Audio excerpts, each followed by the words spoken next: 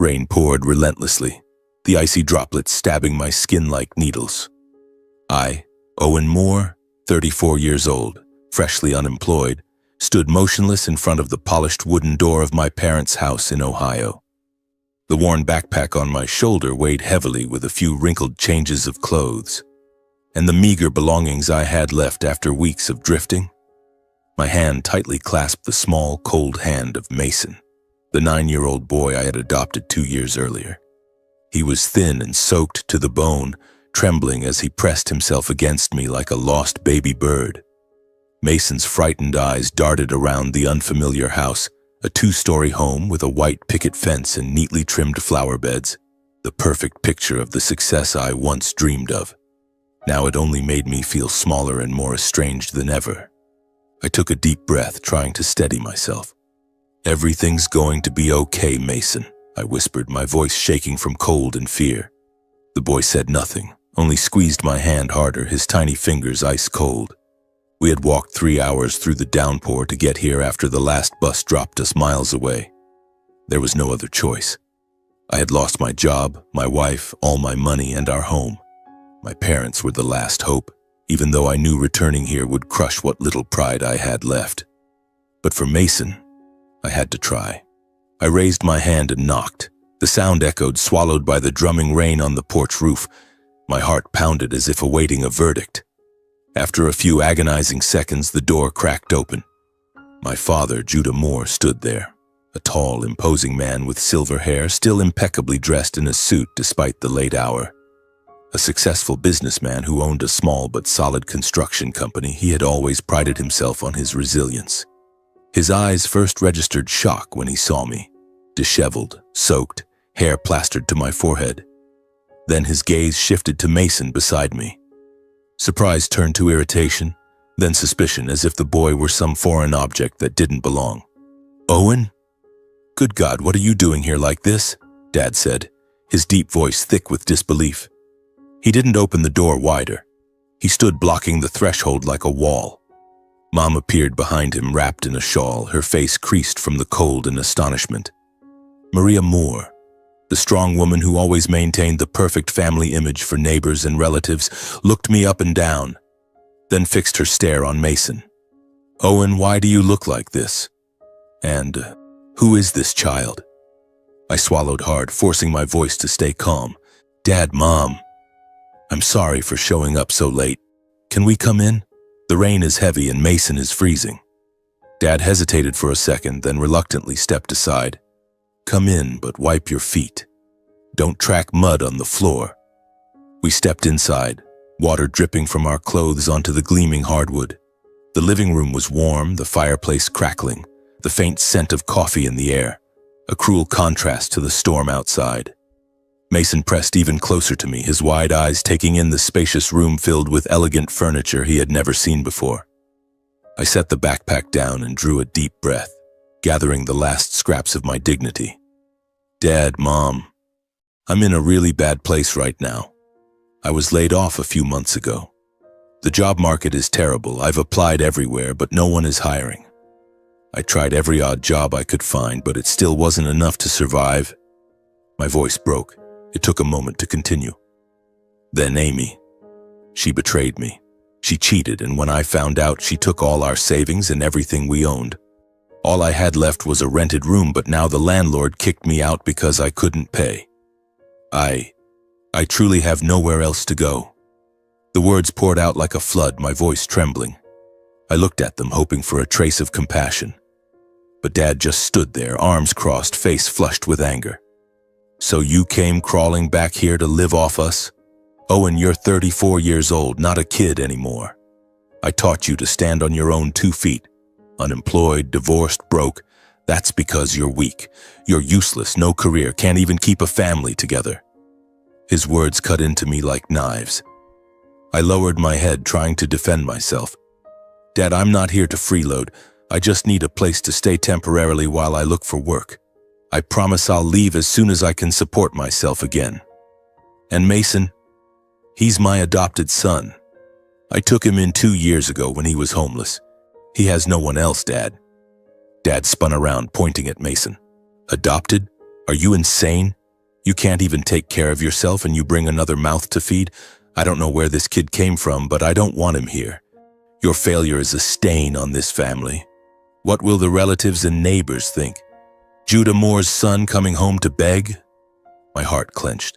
Mason stood behind me, clutching my sleeve, his small body shaking, not just from the cold, but from fear. His bewildered eyes stared at my father, trying to understand why the grown-up was shouting. Mom, the one person I had hoped would defend me, said nothing in my favor. Instead, she stepped forward, voice shrill with sarcasm. Owen, you're young and healthy. Why come back to burden two old people? You're a useless parasite. We gave you an education, opportunities, and now you drag home some child of unknown origin? I will not allow him to set foot in this house.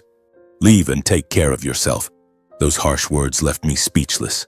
I stood frozen, mouth open, tears welling up and mixing with the rainwater still on my face. Mason gripped my hand tighter. His quiet sobs echoed in the silent living room. Owen, let's go, he whispered, voice trembling. Dad gave us no further chance. He strode over and shoved me toward the door. Get out of my house. Don't ever come back. Mom just watched, not uttering a word to stop him. I bowed my head, took Mason's hand, and turned away.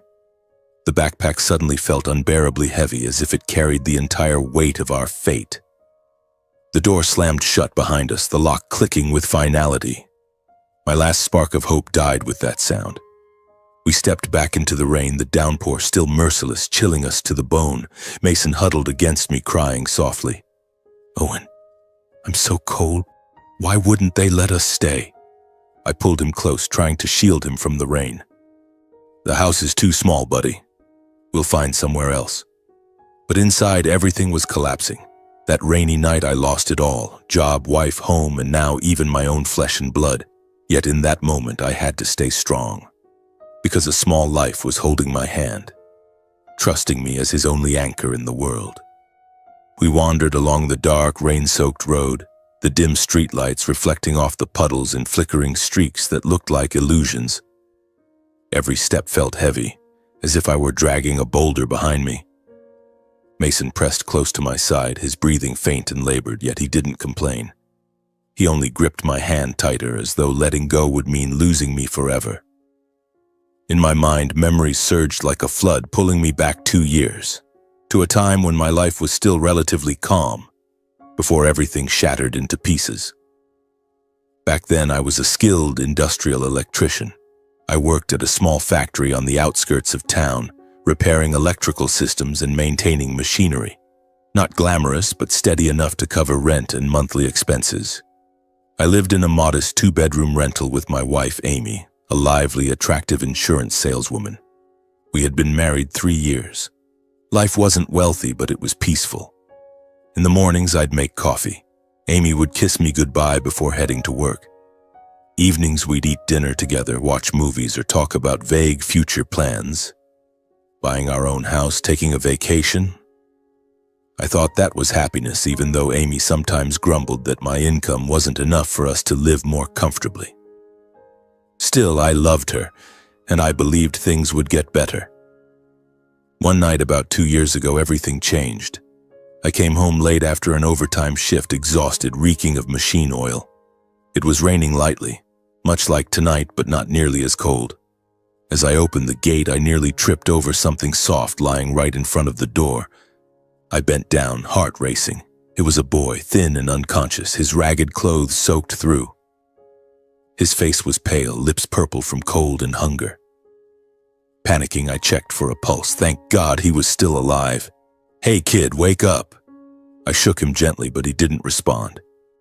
Without thinking, I scooped him up, carried him inside, laid him on the couch, wrapped him in a warm blanket, and called out to Amy from the bedroom. Amy, come quick. There's a boy collapsed at our door. My voice shook with worry. Amy rushed out, eyes wide. My God, Owen. Who is he? Why is he here? Together we tended to him.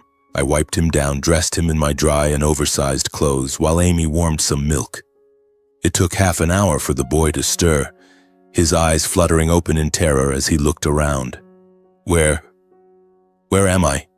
His voice was faint and trembling. I smiled reassuringly. "You're safe at my house, buddy. What's your name? How did you end up at our door?"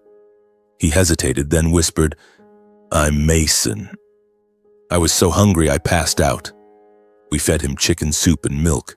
Mason told us in bits and pieces he had been wandering for days, homeless, surviving on whatever he could beg. My heart broke for a 7-year-old who had already suffered so much. Amy was more anxious. "Owen, shouldn't we call the police? He might be a runaway." It was late, so I decided to let him rest first. The next morning he was stronger but still silent about his family. We kept him a few days. I bought him new clothes, fed him properly. Gradually he opened up, even laughed when I told silly jokes. A few days later, when he seemed fully recovered, Mason left a scribbled note on the table. "I have to go." I read it with a sinking heart and ran outside searching, but he was gone. Amy sighed in relief. "Just let him go. We're not responsible for him anyway." But I couldn't rest easy. I worried about a child alone on dangerous streets. Then a week later he came back, standing at the door, thinner, hungry, clothes filthy. "Owen, please help me." He burst into tears and threw his arms around me.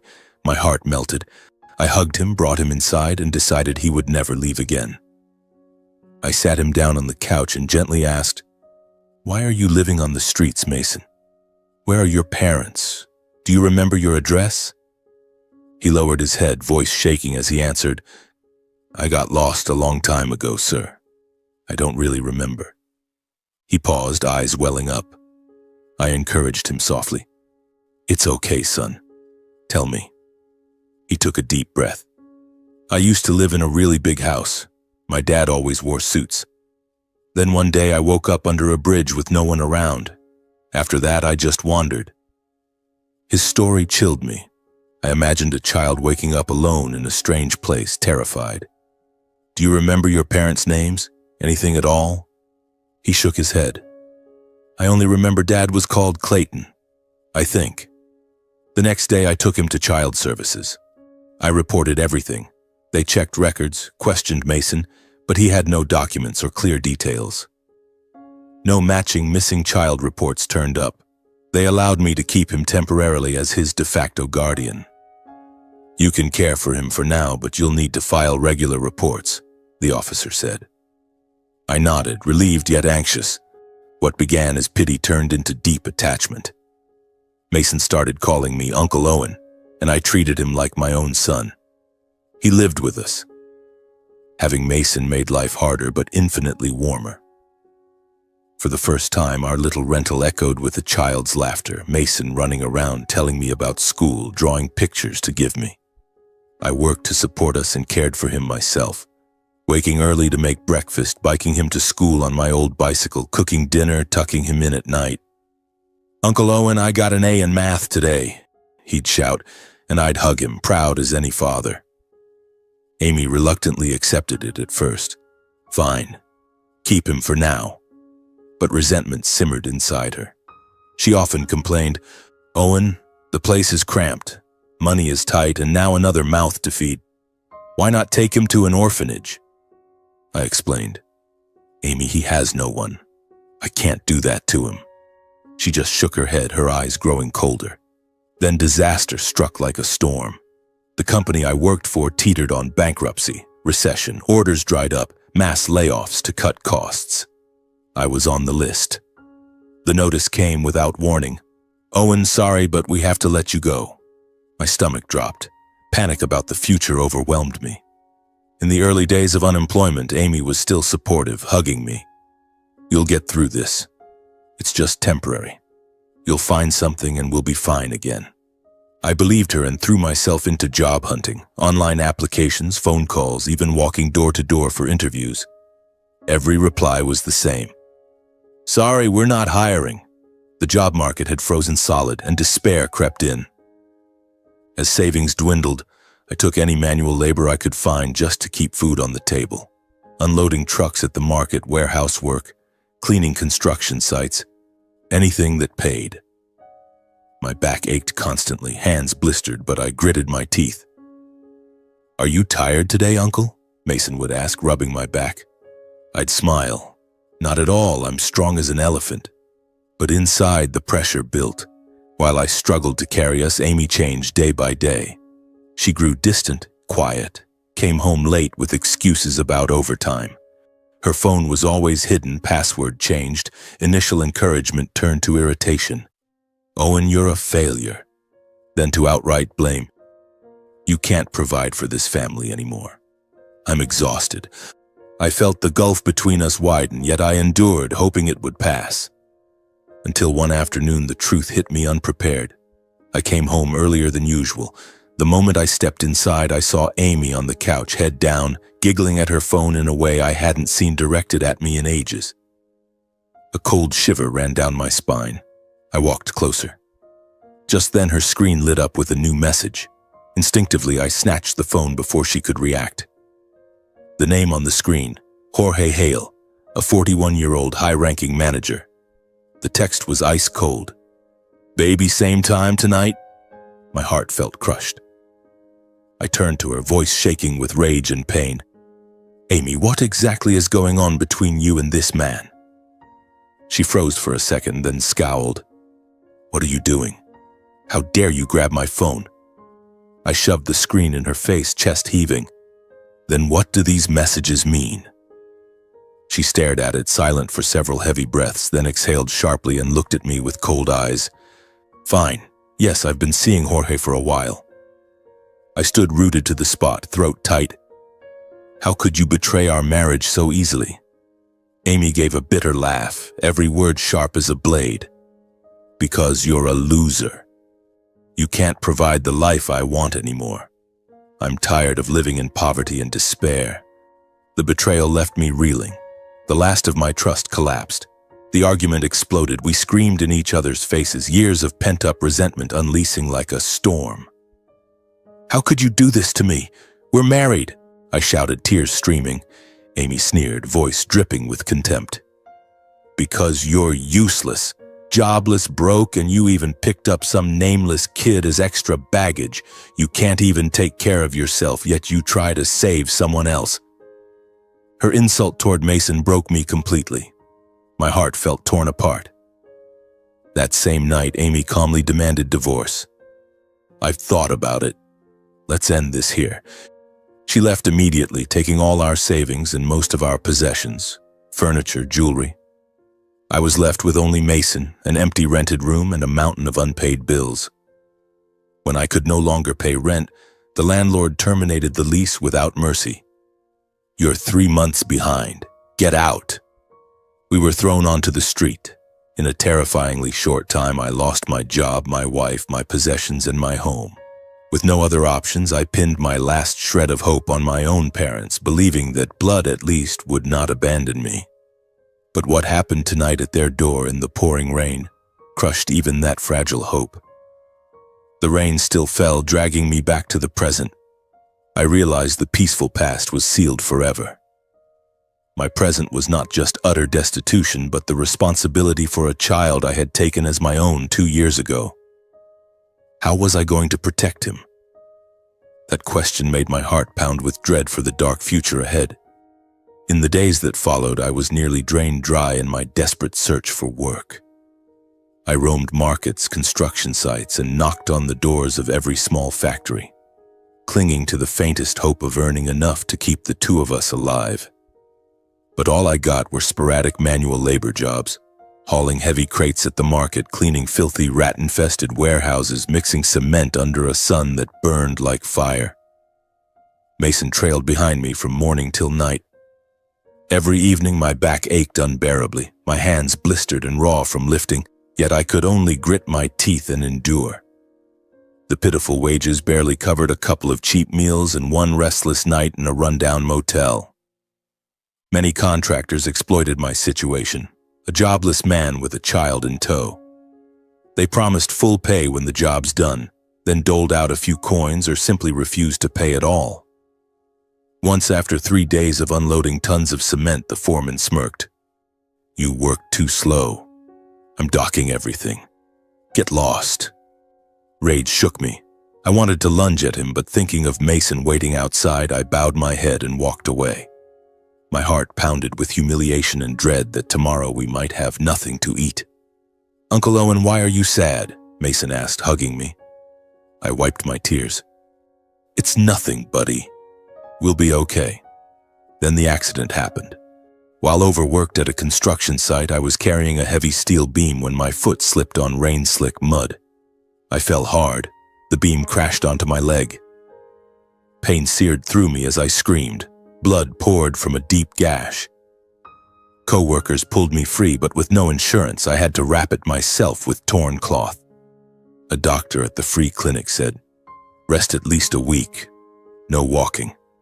I lay in our temporary shelter, legs swollen and throbbing, no income. Mason sat beside me, wiping my sweat. "I'll take care of you." He forced a smile, but his eyes were red. Panic consumed me. Money gone, food running out. How would we survive? Driven to the edge, I had no choice but to drag Mason to the homeless food distribution site, a cluster of tents on the outskirts where the unfortunate queued in rain or sun. The first time I brought him, shame crushed my chest. "Uncle Owen, where are we?" he asked, clutching my hand. "A place where kind people give free food, buddy. We'll take some and go home." We lined up and received bowls of thin soup and stale bread. I always gave Mason the fuller portion. He needed nutrition to grow, while I ate leftovers or just the watery broth.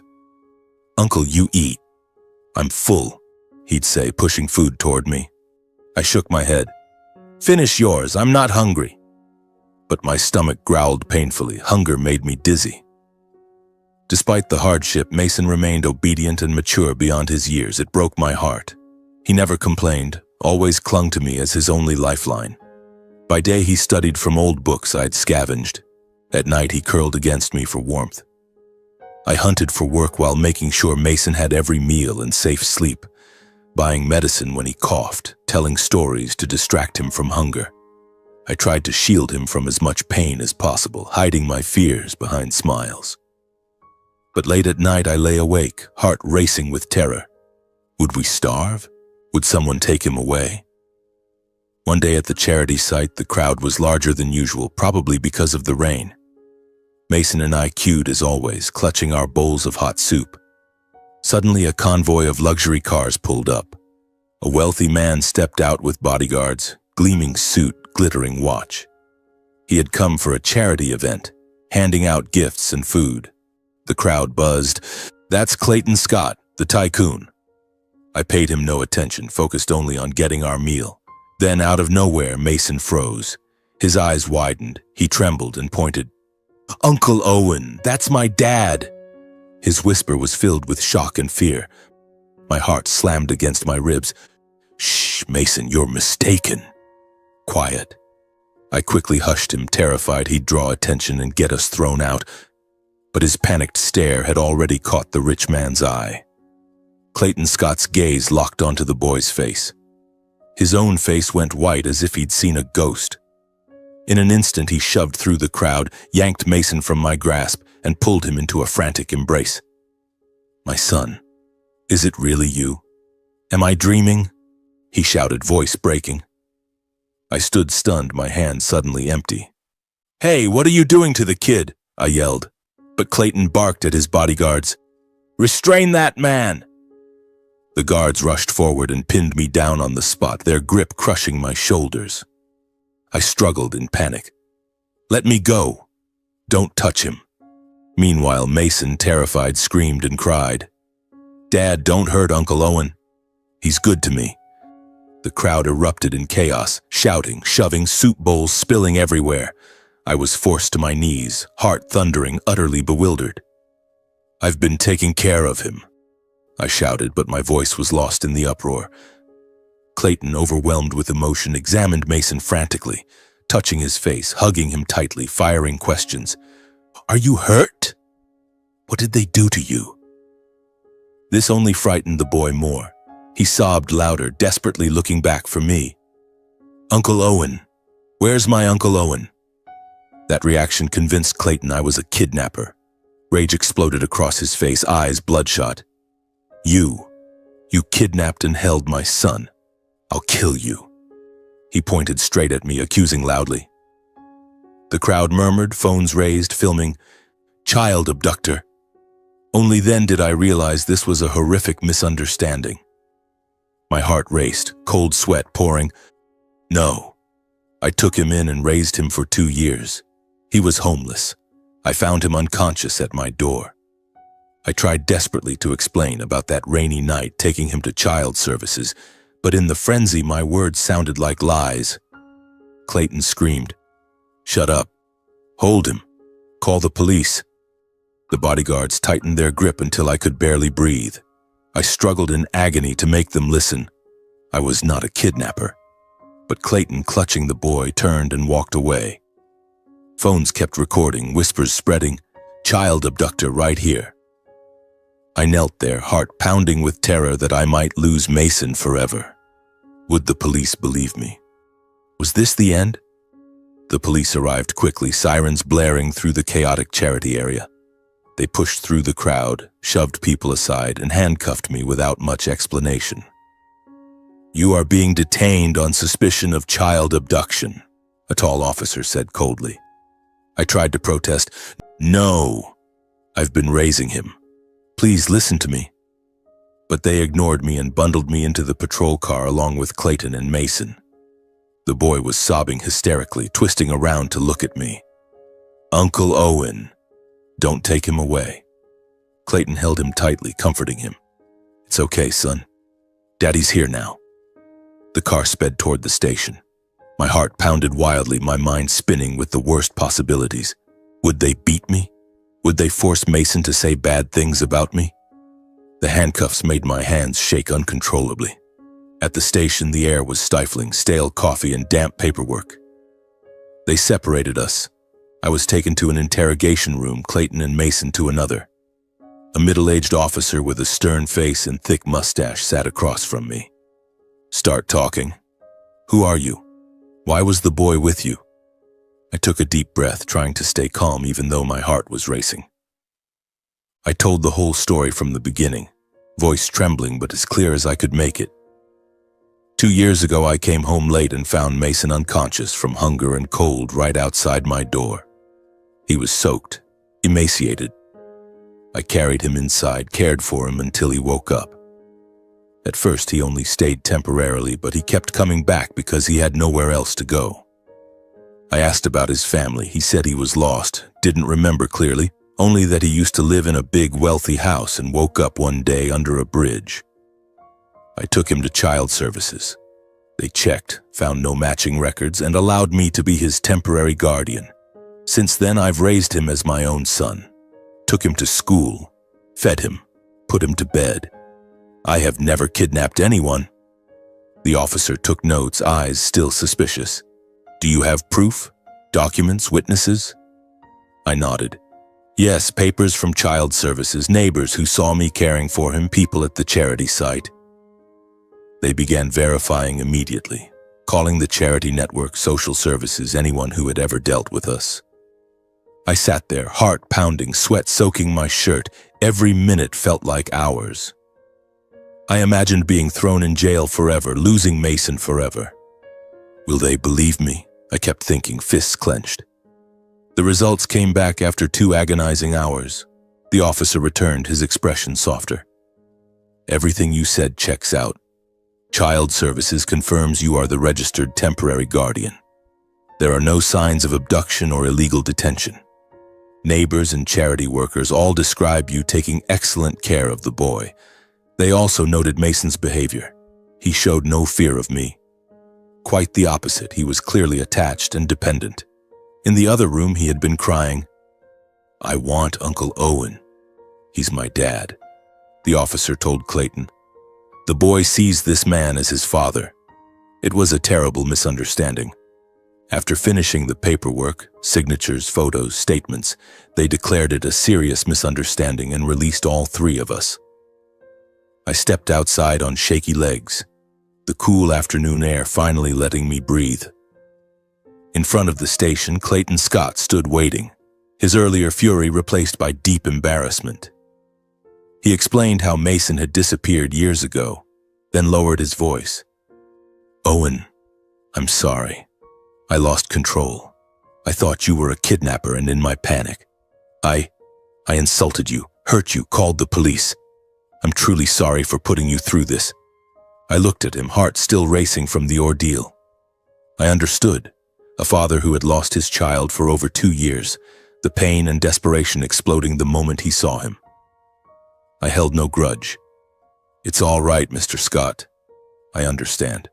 If it were me, I might have done the same. The important thing is that Mason is safe. After the apology, Clayton hesitated, reached into his wallet and pulled out a bank card. Here, $10,000. A small token of gratitude for saving and raising my son all this time. You kept him alive when I couldn't. I froze for a moment, staring at the card. Money, the very thing I needed most right now for food, for shelter. But I shook my head and gently pushed it back. No, Mr. Scott. Caring for Mason was never a transaction or a duty to be paid for. For the past 2 years, he has been my real son, not something that can be measured or repaid with money. I did it out of love, not for reward. Clayton stopped, his face a mix of shame and profound respect. He quietly put the card away and looked at me with genuine admiration.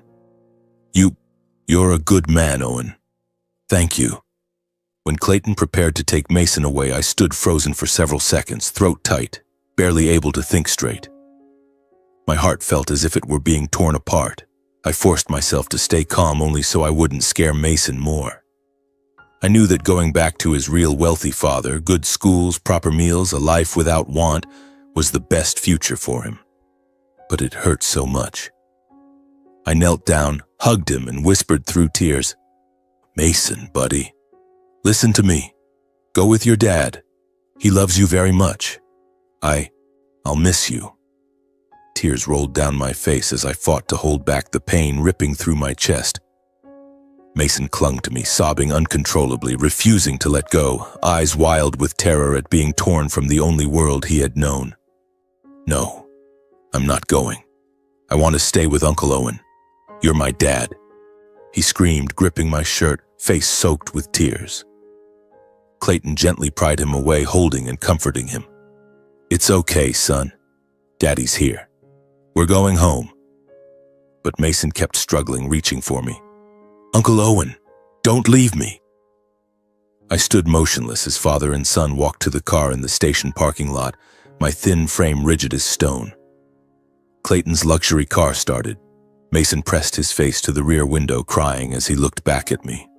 When the car disappeared around the corner, I remained rooted to the spot, drained of strength, mind blank, overwhelmed by a sudden, crushing sense of loss. Tears fell without stopping. My chest hurt so much I could barely breathe.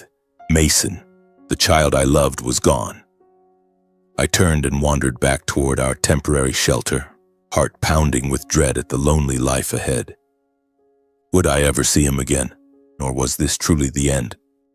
After the day Mason left, my life fell into a vast, suffocating void. Everyday routines became meaningless and unbearably heavy, as if I were dragging around a soulless body. In the mornings, I no longer woke to the sound of a child's laughter. There was no warm milk to prepare, no simple breakfast to make. The makeshift shelter under the bridge now felt cavernously empty. Yet I was suffocating from longing. I ate only enough to survive. Food had lost all taste. At night, I lay awake staring at the dark concrete ceiling, picturing Mason's face. His wide grin when I told him stories, the way he clung to me when he was scared. Uncle Owen, I had a nightmare, he used to whisper, and I would soothe him until he fell back asleep. Now my own sleep was filled with nightmares. The boy being dragged away, calling my name in vain. I'd jolt awake in the middle of the night, heart pounding, cold sweat pouring, terrified that somewhere he was crying and I couldn't reach him. Every morning, out of habit I couldn't break, I still walked to the charity site, my feet moving mechanically despite the faintness of hope. I queued for free food, eyes scanning the crowd, desperately wishing to see Mason just once more.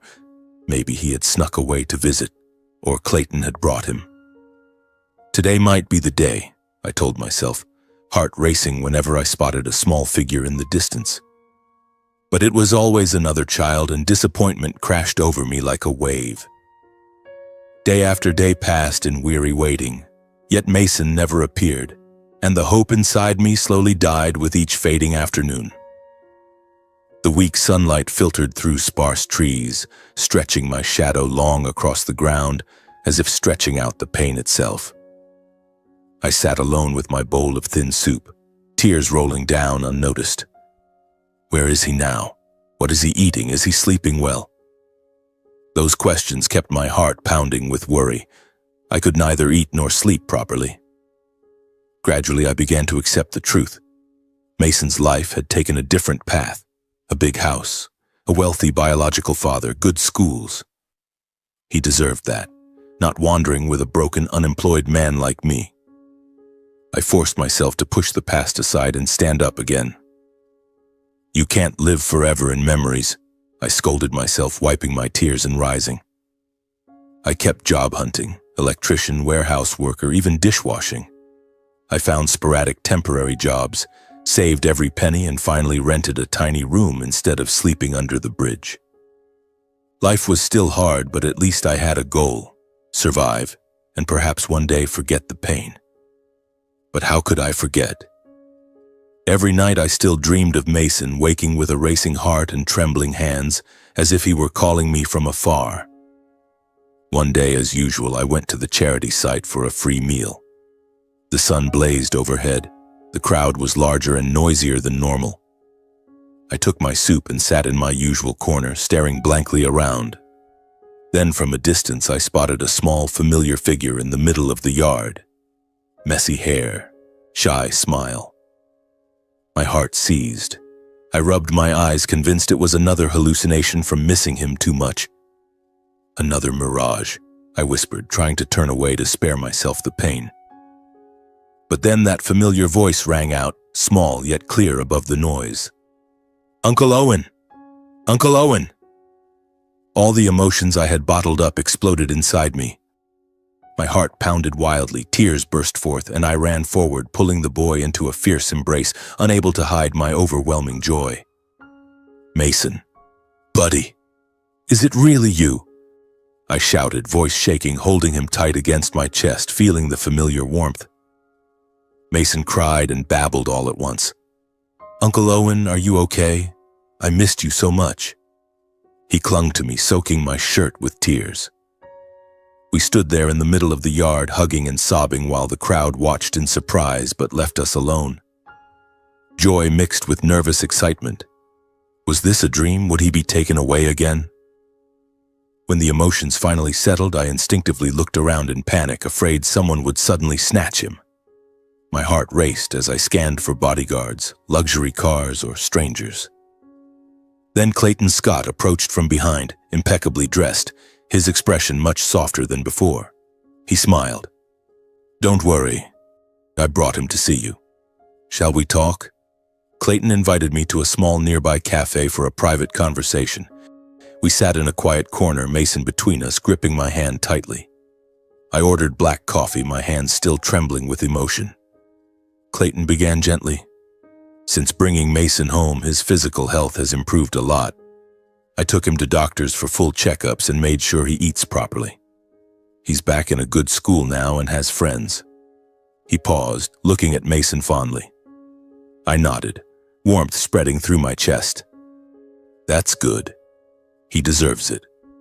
But Clayton sighed. However, emotionally, he's been very quiet and withdrawn. He often sits alone, staring out the window, hardly smiling. I asked him many times what was wrong, but he wouldn't say. Then one day he suddenly mentioned you. "I miss Uncle Owen, Dad. He's the best person ever." He cried all night, begging to see you again. His words made my heart pound and tears well up once more. Clayton continued. "That's when I truly understood how important you are to my son. He sees you as a second father. So I agreed to bring him to meet you today." He went on to say he had investigated my background, my past as an electrician, my skills, and everything I had been through, losing my job, my wife, being turned away by my own parents. "I hired people to look into you. You've been through hell, yet you never lost your kindness." I admire you." After some more talk, Clayton offered me a job at his company, a maintenance electrician position perfectly suited to my expertise. "My company is large and needs someone like you. Stable salary, full benefits. What do you say?" The offer stunned me beyond belief. My heart raced, hands shaking. You're serious? After everything I've lost? I can't believe I'm being given a real chance like this." Tears rolled down my face uncontrollably. Mason clung to my hand, eyes shining with hope. "I want to be close to you." I pulled him into my arms, gratitude flooding me, a feeling I had almost forgotten after so many years. "Thank you, Clayton. I will cherish this opportunity with everything I have." We sat a while longer talking about Mason. He told me about his new school but said he still preferred the old bicycle I used to push him on. Clayton nodded. "From now on, you can see him anytime. We're family."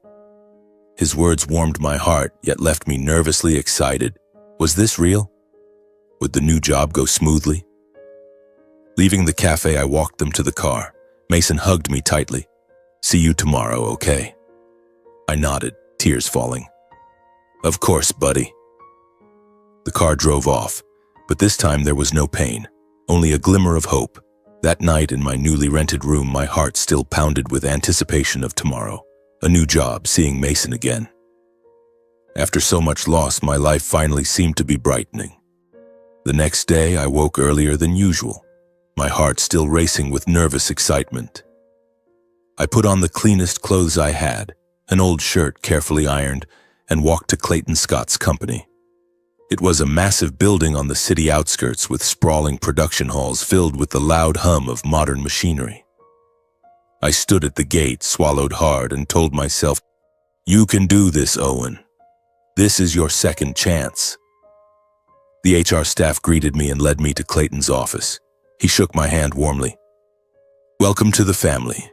You'll be working as an electrical maintenance technician in the production plant. You start today." I nodded, voice slightly trembling. "Thank you, sir. I'll give it everything I have." The first few days I worked with extreme caution, as if walking a tightrope. Everything was new. Complex production lines, advanced electrical systems with automated sensors, tight deadlines that forced me to race against the clock. I had to relearn almost everything, poring over thick manuals, watching colleagues, asking detailed questions. I made small mistakes from being unfamiliar with the modern equipment, miswiring a circuit and halting a machine for half an hour, or forgetting to check a sensor and triggering a false alarm. The shift supervisor kept correcting me. "Owen, be more careful. One delay affects the whole line." My heart would pound every time, terrified I'd be fired. But I never complained or argued. Instead, I stayed late to double-check my work and study. Sitting alone in the darkened plant, reading by flashlight, practicing on small models.